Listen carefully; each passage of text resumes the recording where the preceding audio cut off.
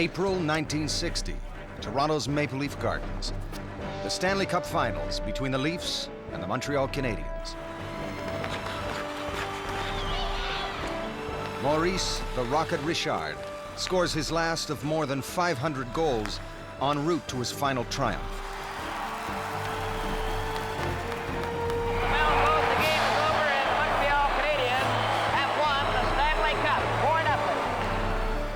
Richard leads his team to an unprecedented 5 consecutive Stanley Cups, a feat never before accomplished and never matched since.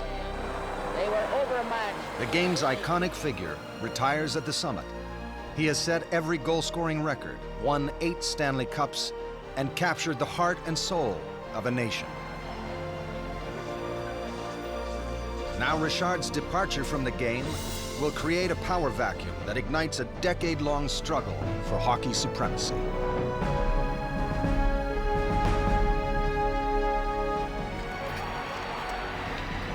It is a tale of 2 cities as Toronto and Montreal collide in a clash of culture and a war on ice. Across the country, baby boomers embrace the game in record numbers. A rebel generation of women fight to pull their game back from the brink of extinction. The 1960s are a decade of optimism and excitement. And for many Canadians, the golden age of hockey.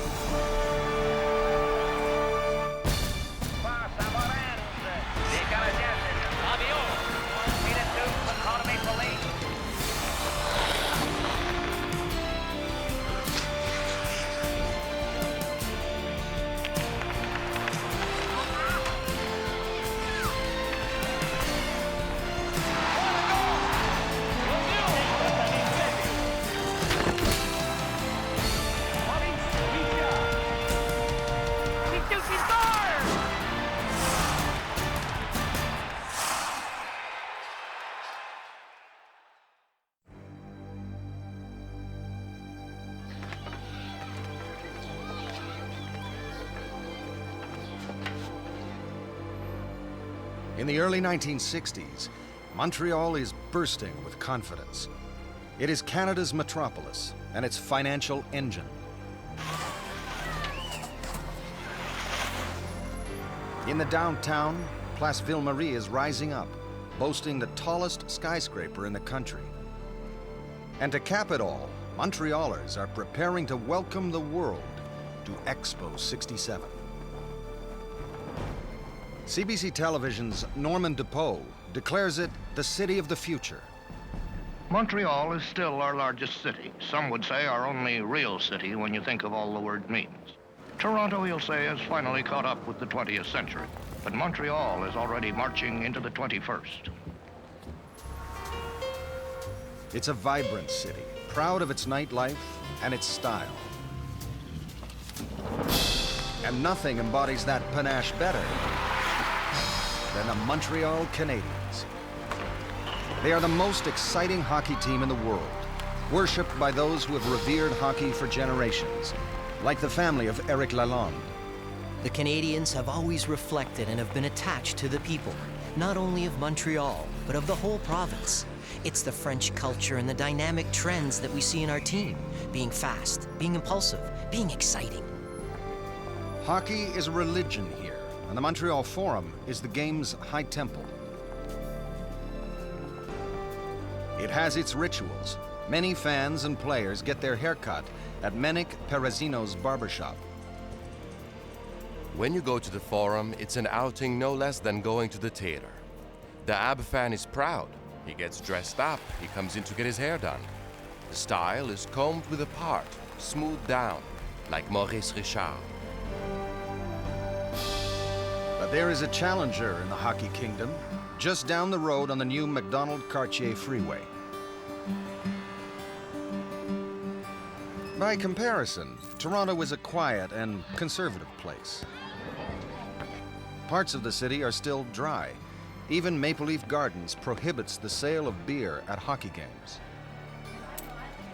Toronto was seen as Toronto the Good, the city with its shirt collar buttoned all the way up to the top on the hottest day of summer, where, you know, fun was elsewhere. The contrasts couldn't be clearer. But the Globe and Mail declares Toronto, like its hockey team, has designs on Montreal's throne. Ever since the handsome skyscraper developments were completed in proud Montreal, Toronto has been grinding its teeth, flashing its green eyes, and wondering how to do the Quebec metropolis one better. Toronto is planning its own skyscraper, the TD Centre, taller even than Place Ville-Marie, a symbol of its ambitions to outdo Montreal. Toronto fans are as passionate as the Montreal crowd. When he moves to Toronto, Leroy Peach makes his first priority buying season tickets to Maple Leaf Gardens.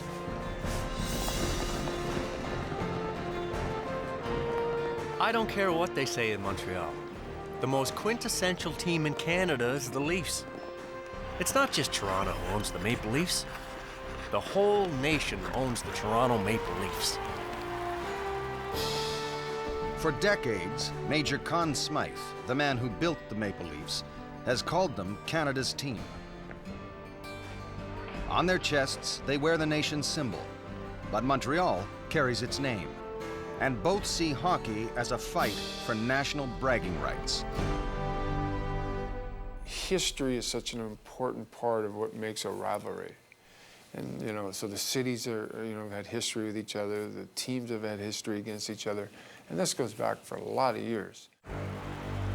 The battle between Montreal and Toronto has raged for generations. Toronto has been struggling to regain its form for more than 10 years. The last time the Leafs won the Cup was 1951. The hero of that game was Bashing Bill Barilko, a fine young defenseman who brought his crushing body checks and Hollywood smile to the blue and white. Barilko had scored the winner in overtime to beat the hated Montreal Canadiens.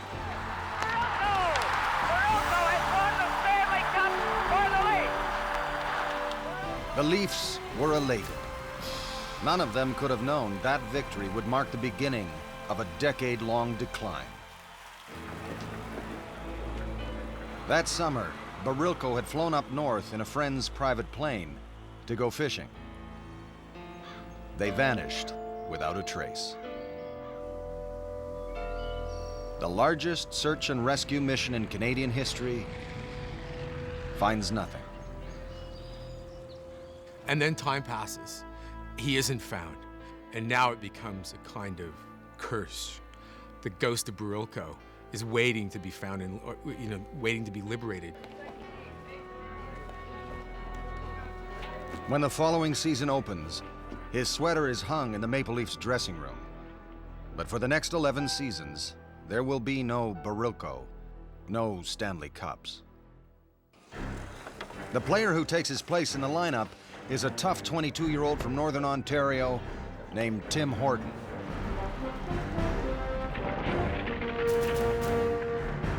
Half of Toronto's team comes from Canadian Shield mining towns. Players that fit Conn Smythe's motto, if you can't beat him in the alley, you can't beat him on the ice. Captain George Armstrong from Falconbridge. Dave Keon from Rouen-Noranda. Frank Mahavlich from Schumacher. And Tim Horton. I was born in Cochrane, Ontario on January the 12th, 1930, and played most of my minor hockey in Cochrane. Horton's childhood was tough. He remembers neighbors leaving charity food baskets on the doorstep. Hockey was his ticket out. It sounds like you're fighting your way to Hell's Kitchen or something, like the boxers, but I think it is true. I mean, let's face it, if he didn't, play hockey, he might have been back in the mines. There's no doubt about that. When Horton is brought up by the Leafs, there's no going back. He's made it to the big time, and he's a star. Tim Horton had a certain mythology about him. And what we knew as a kid was that he was this incredibly strong guy. I mean, that you know, boy, if you go into the corners with Tim Horton, no chance, no chance. He was the mild-mannered guy who off ice wore horn-rimmed glasses. And we never imagined hockey players, you know, wearing glasses. And, you know, this was Clark Kent and Superman. But hockey players, even supermen, aren't paid much. And Horton is still haunted by the specter of poverty. So when the hockey season's over, Horton works in boss Conn Smythe's gravel pit. He's escaped the mines only to find himself toiling in the quarries. Hoping to build financial security, he tries to start his own business. First, a car dealership, and then a string of hamburger stands. All fail. But on the ice, Horton's luck and the Leafs is finally beginning to turn. In 1962, Toronto muscles past Montreal and makes it to the finals. They beat Chicago, and the Stanley Cup is once again paraded down Bay Street.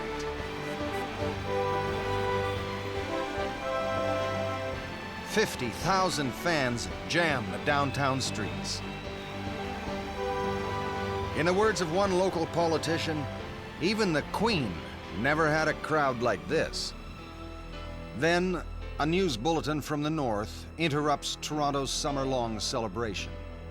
The remains of the former Toronto Maple Leaf hockey star Bill Barilko have been found in the northern Ontario wilderness. The mystery is solved. The ghost laid to rest. For Toronto faithful, it's as though a curse has been lifted. After more than a decade lost in the wilderness, the Maple Leafs are back in fighting form.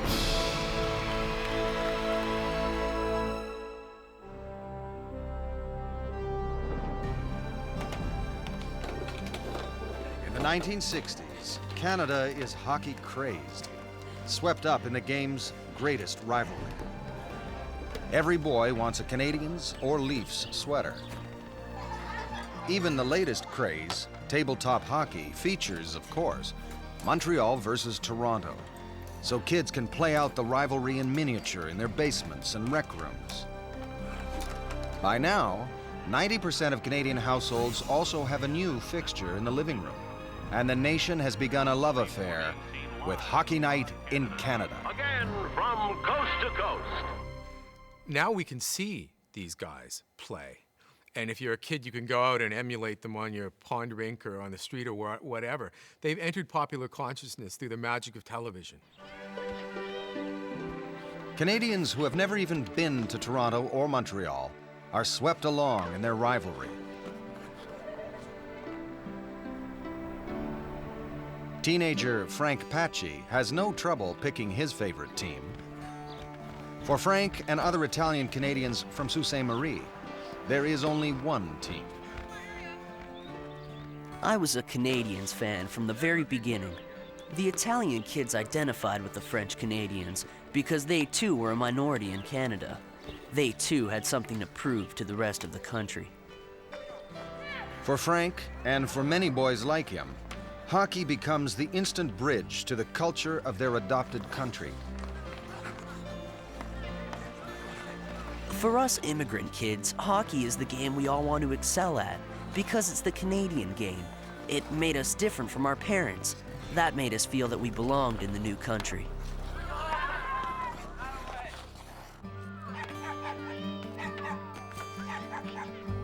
This is the height of the baby boom, and cities are expanding everywhere. The Patsku family home is a new bungalow in Toronto's sprawling suburbs.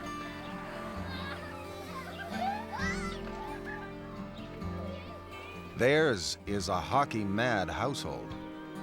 If it was bad weather, we'd play downstairs. If we weren't skating, we would be playing on the driveway. I can remember my dad always getting upset with us. He'd say, "Look at the door, guys," and it would be dented. Bill Patskou and his brothers live and breathe hockey year-round. Just beyond their backyard fence is a kid's paradise, 2 outdoor rinks. We're there all day. Our toes get frozen, but we don't care. We won't come home till dark. Alex Patskou works at 2 jobs so his family can live the Canadian dream. Still, he finds time to enroll his 3 boys in minor hockey leagues.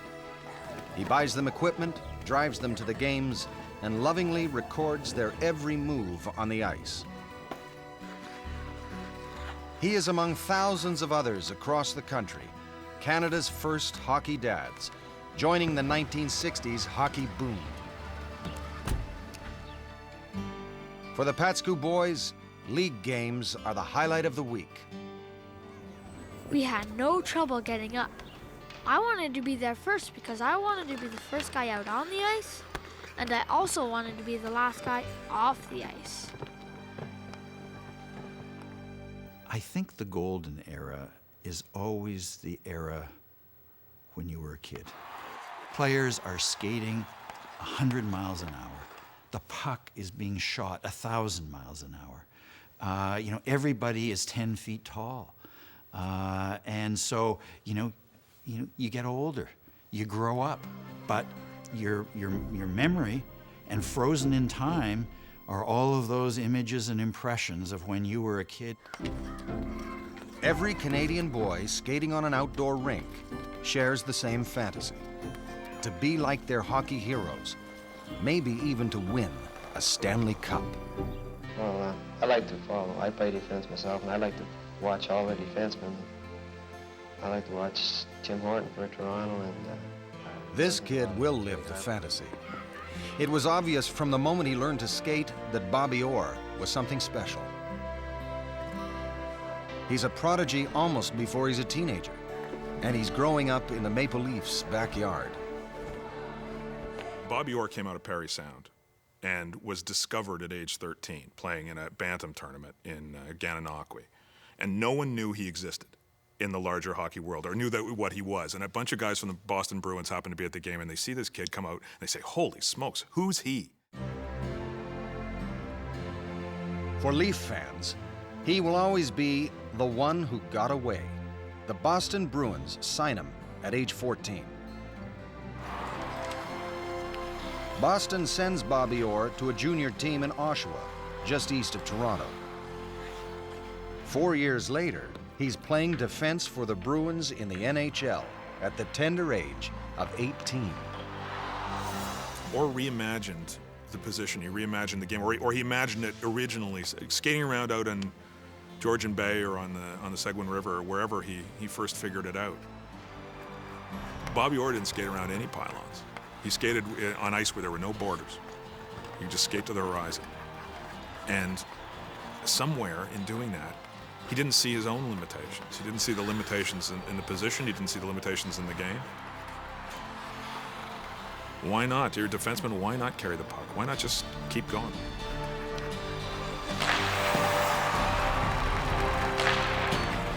His style of play is revolutionary.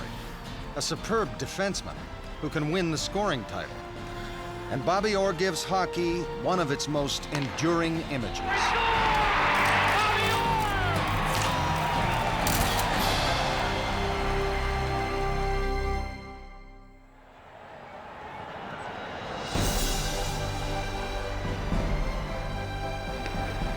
The early 1960s belonged to the Toronto Maple Leafs. The victory in 1962 launches the first of 3 consecutive Stanley Cup parades through downtown. And Toronto's glory is Montreal's shame. The Canadiens and their fans are in a funk. Menik Perazino's barbershop is no longer a happy place. I would hear people say, "I can't sleep when we were beaten by Toronto." People would go home crying. It was that important to them. Montreal coach Toe Blake is desperate to break the slump. He's looking for scapegoats, and Canadiens goalie Jacques Plante is the first casualty. In 1959, Plante had made hockey history during a game in Madison Square Garden.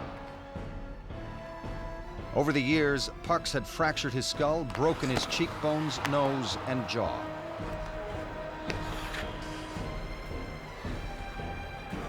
On this night, he'd just taken another 13 stitches in a face that already carried the scars of 200 others. He'd had enough. When he came back on the ice, he was wearing a mask. He would never play another game without it. Everyone who plays goal, from now until the end of time, owes something to Jacques Plante. The very least they're going to owe is maybe a broken nose or a teeth. They might well owe their life. Some players are going to owe their life to Jacques Plante. You know what else it did? The mask changed the architecture of the position. Now you could get lower. Plante had simply adapted to the new realities of hockey, with bigger, stronger players. The game is faster and a lot more dangerous. The curved stick is all the rage, and in the right hands, it's a devastating weapon. Bobby Hull's slap shot is clocked at 100 miles an hour, hard enough to shatter arena glass. Plante had every reason to cover up, but Canadiens coach Toe Blake doesn't see it that way. He believes it's a sign that Plante has lost his nerve. He trades him to New York in exchange for barefaced Gump Worsley. Even the Canadiens' big captain is under suspicion. Jean Béliveau had been in the spotlight since the early 1950s, when he became a star with the Quebec Aces. He was so popular in Quebec City that they built the Colisée just to accommodate the crowds that came to see him play. By 1961, he wears the captain's C on a Montreal Canadiens jersey. It is both an honor and a burden. We represent all of French Canada, and we know a lot of people are counting on us. And we are very conscious of the tradition we must keep up. There were some very good men here before us. Béliveau is cursed by his own talent, so smooth it sometimes appears he's not even trying. And when Montreal is in a slump, the sports writers are quick to point fingers. Béliveau's old medical checkup is splashed across the sports pages. It's revealed that Big Jean's heart is too small for his body. The rap on Béliveau, as I remember it, was that he had a Volkswagen engine and a Cadillac body. And part of that was he didn't play with the obvious passion of Maurice Richard. Still, Béliveau is the team's top scorer and one of its most physical players. And slowly, he begins to lead the Canadiens out of their slump.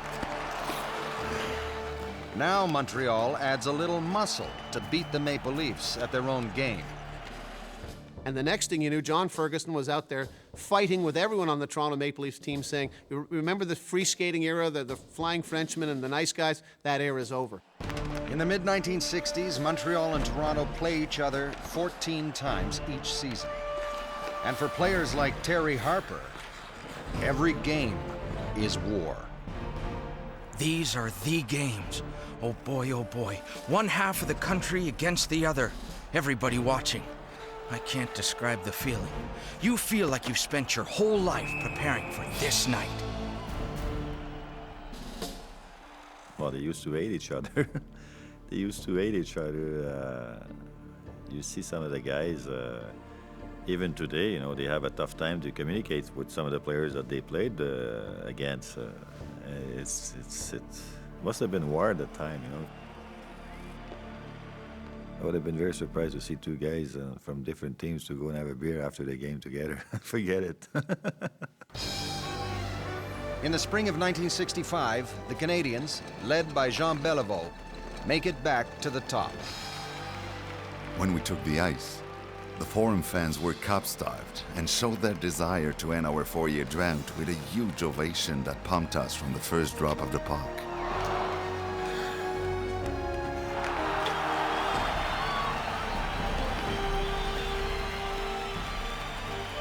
Shortly after 10 p.m. that night, I hoisted my first Stanley Cup as captain of the Canadiens. For Béliveau, that 1965 victory, followed by another in 1966, is sweet vindication. For Montreal, it's merely an appetizer. The city is buzzing with activity, getting ready for the big party, Expo 67. Canadiens coach Toe Blake is caught up in the mood. Your worship, especially for you in the opening of your expo, we'll win the cup again in 1967. A boast made in a moment of hubris that Toe Blake and the Montreal Canadiens will come to regret.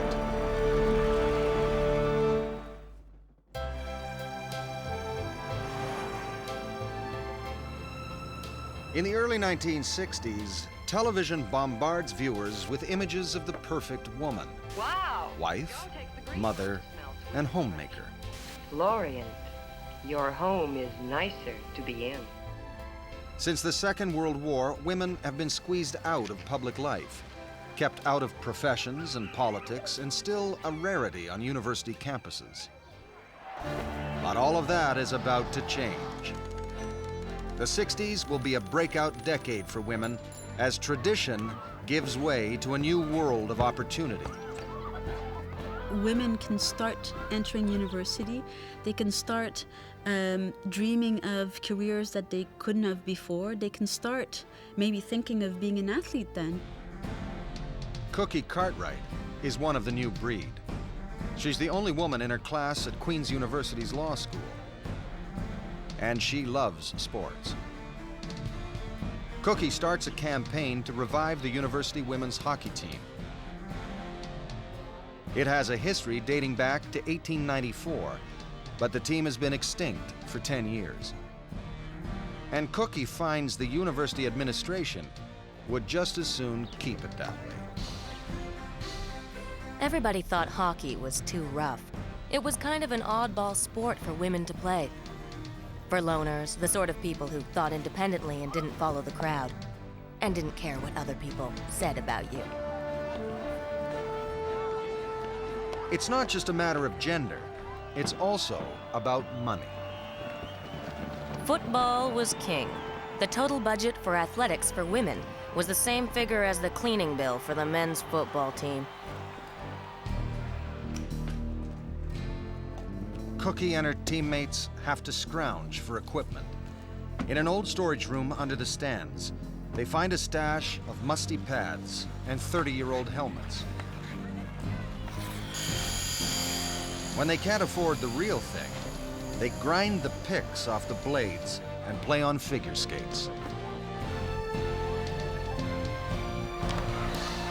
But there's nothing second-rate about their game. In 1963, Cookie Cartwright leads Queens to the Women's University Hockey Championship. It's just one sign that women's hockey across the country is making a comeback. In the 60s, it was not just, okay, now women could work, could vote, let's play hockey. It was just a matter of like, could we now take the place in hockey that we always wanted? Joey Bush was just 13 when she started playing on the Shellettes, a team sponsored by a Don Mills gas station owner. By the time she's 16, she's a veteran on a squad that prides itself in playing a tough, intimidating game. The kind of hockey that demands a name and a logo with the right attitude. The Shellettes become the Don Mills Satan's Angels, outlaws on ice and the best team in Toronto. There was a lot of hitting because we had body checking. We weren't angels when we were on the ice. The Satan's Angels aren't the only Mavericks in women's hockey. The Montreal Cougars are a team of all-stars, the best in the city. By day, they're teachers, nurses, and office workers. But by night, in the Paul Sauvé Arena, they're a rough and punishing hockey team. Trouvez-vous que c'est dur jouer au hockey? Non. When the Cougars and the Satan's Angels play each other, it's merciless. And for Joey Bush, every time they face off, their games have all the passion and fire of Canada's great rivalry. We hated to lose to them. I don't think it was any different than Leafs versus Canadiens. We were all Maple Leaf fans, and they were all Canadiens fans. It was like we were out there playing for the Stanley Cup. For the Montreal Cougars, the feeling is mutual. This Montreal-Toronto rivalry will rage for more than a decade.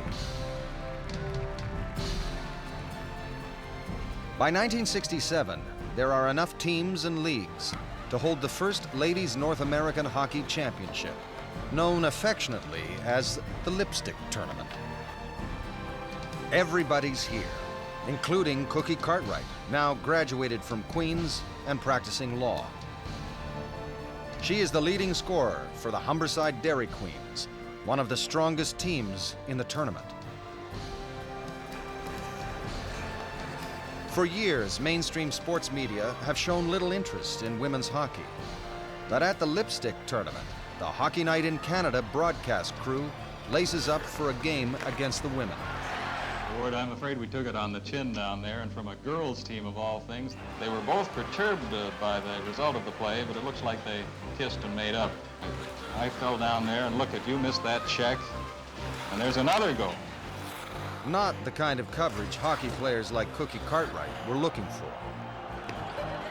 They all thought it was a big lark. I don't think we expected anything more than that from them, really. Cookie Cartwright has more serious concerns. In the tournament's championship game, her Dairy Queens take on the powerhouse Don Mills Satan's Angels. Cookie scores the dramatic winning goal and is named the tournament's most outstanding player. In women's hockey, this is the equivalent of winning the Stanley Cup. And that night, the Humberside Dairy Queens party in accordance.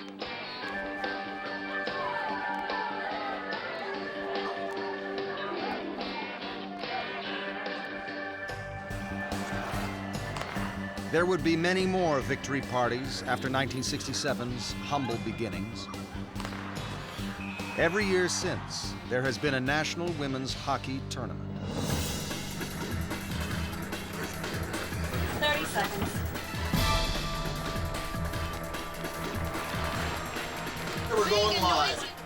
Today, girls and women from all over the world come to Canada to compete in the largest female hockey tournament on the planet. 3, 2, The sports media gives it full coverage. But this time, it's no joke. The arena is packed with fans and talent scouts, watching for the next generation of hockey stars.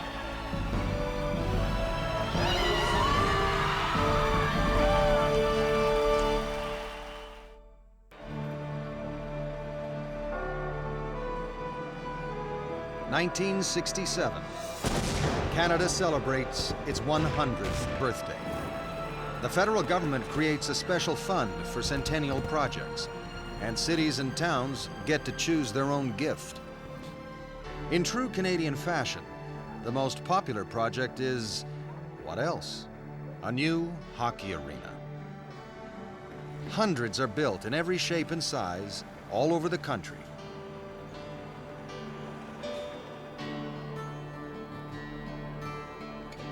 One of them is in Three Hills, Alberta. Population, 1,600. We're rural here. I could pretty much tell you everybody who lives in town, where they live, and what the name of their dog is. Bruce Somerville plays on the local team, the Three Hills Wheat Kings. Sometimes it's not much fun. I play a lot of hockey all the time, all outdoors, in the freezing cold. Because we don't have a proper rink, some of the bigger towns won't come to play us outdoors. Three Hills needs a hockey arena, a place to bring the game in from the cold and put it on decent ice. An arena will put Three Hills on the map. The federal grant covers only part of the cost. To make the dream come true, the whole town has to pitch in with labor and materials. It's a long, hard job. The arena floor takes 1,200 wheelbarrow loads of cement, each one mixed and poured by hand. It wasn't the levelest floor when they got it done, but it's a palace to us. Like so many others, the Three Hills Arena becomes much more than just a hockey rink. It's the hub of the community's life, home to everything from hockey to high school proms. We value this not as a structure. We value it as a place where we come together as community. Sports connects, whether it's a backyard rink, connects you with the people you love. A little town arena connects me with my neighbors, with my children. It's connective tissue. It connects us all. And that's one of the enduring wonders of sport. The community arena is one of the country's great centennial legacies. But the biggest centennial celebration of all is Expo 67. That spring, Montreal opens its doors, welcoming 50 million visitors to the World's Fair. But to hockey fans, an even greater spectacle is in the works. Crown this centennial year is the greatest prize the country could ever imagine. The Stanley Cup will be contested between Toronto and Montreal. Canada's team versus Canada's team. That's the national birthday present. The finals are set to begin during Expo's first week. The Montreal Canadiens are already planning for victory. The city even prepares a spot in the Quebec Pavilion to display the Stanley Cup. Toronto gets ready for the series with a more modest project. The team redesigns its classic uniform to sport a contemporary maple leaf, just like Canada's new flag. What's not new are the Leafs players, dubbed the Over-the-Hill Gang by Canada's hockey press. Tim Horton is 37. So is Terry Sawchuk. And Johnny Bower is 42. They are definitely the underdogs. And after the Canadiens win the first game, it looks as though Toe Blake's promise is safe. But great goaltending can make miracles happen. And the Leafs' two old netminders stonewall Montreal's best. Both their goalie, Bauer and Terry Sawchuk, beat us. I still see in my mind in one of the games when I walked in on Sawchuk, and to these days I still ask myself how he could catch that puck. The final game is in Toronto. And it's electrifying here in Maple Leaf Gardens at the moment.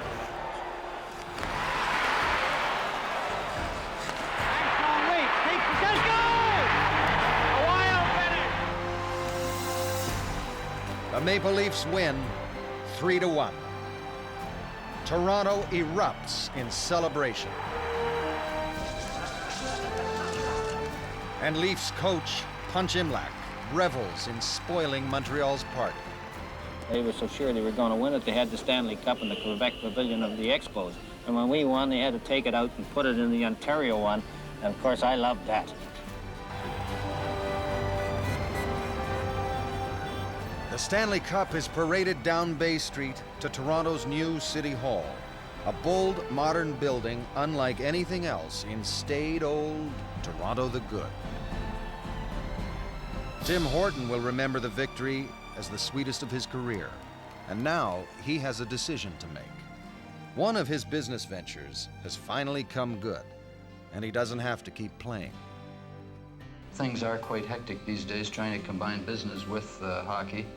And if the business that I am involved in continues as it is, I may have to consider retirement before I would like to. It's the Tim Horton Donut Emporium? Yes, Tim Horton Donuts, Ward. But Horton can't bring himself to retire. He plays on well past his prime and dies in a car crash one night, driving home from a game.